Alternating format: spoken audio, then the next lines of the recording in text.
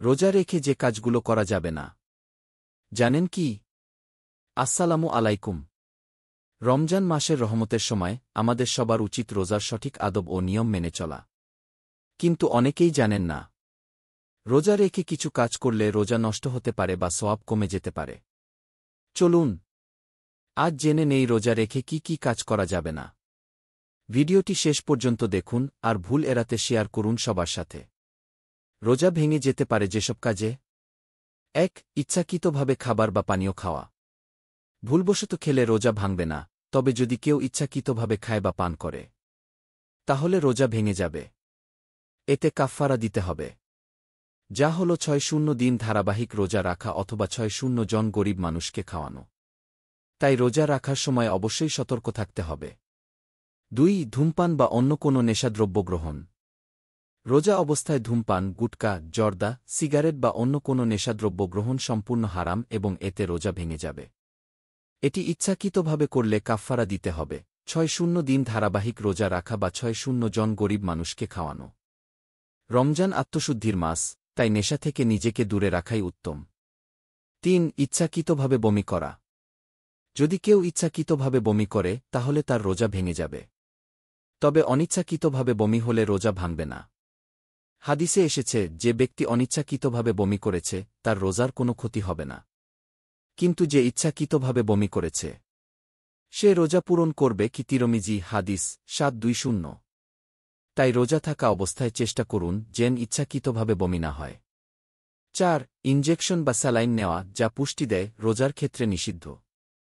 যে ইনজেকশন বা স্যালাইন পুষ্টি যোগায়, যেমন গ্লুকোজ বা ভিটামিনযুক্ত স্যালাইন, তা রোজার নিয়ত নষ্ট করে এবং রোজা ভেঙে যায়, কারণ এগুলো শরীরে খাবারের বিকল্প হিসেবে কাজ করে।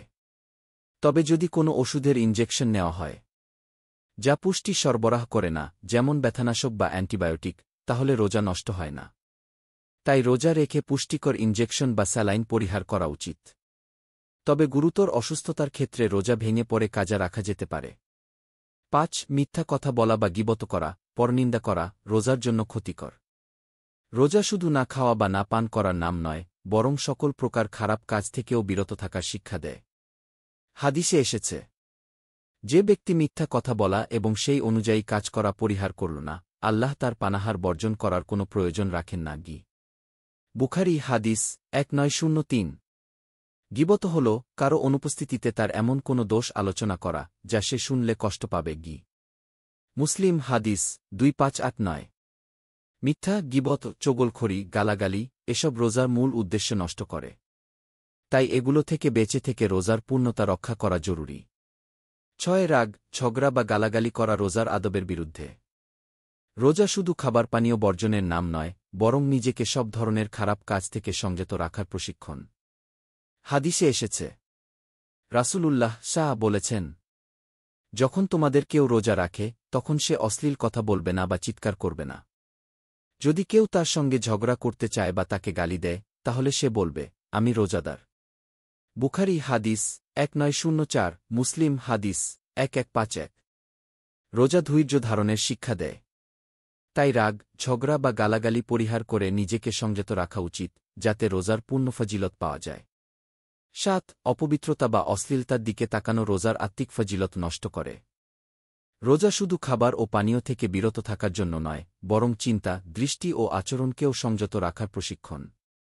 হাদিসে এসেছে রাসূলুল্লাহ বলেছেন, যে ব্যক্তি মিথ্যা বলা এবং মন্দ কাজ ত্যাগ করতে পারে না, তার শুধু না খেয়ে থাকার কোনো মূল্য নেই। বুখারী হাদিস ১৯০৩। কুরআনে আল্লাহ বলেন, তোমরা বলো মুমিন পুরুষদের যেন তারা তাদের দৃষ্টি নত রাখে এবং তাদের লজ্জাস্থানের হিফাজত করে। এটি তাদের জন্য আরও পবিত্র। সূরা আন-নূর ৩:০। অশ্লীল দৃশ্য বা অপবিত্র কিছুর দিকে তাকালে মন কলুষিত হয় এবং তা রোজার পবিত্রতা নষ্ট করতে পারে। তাই দৃষ্টিকে সংযত রাখা রোজার অন্যতম শিক্ষা।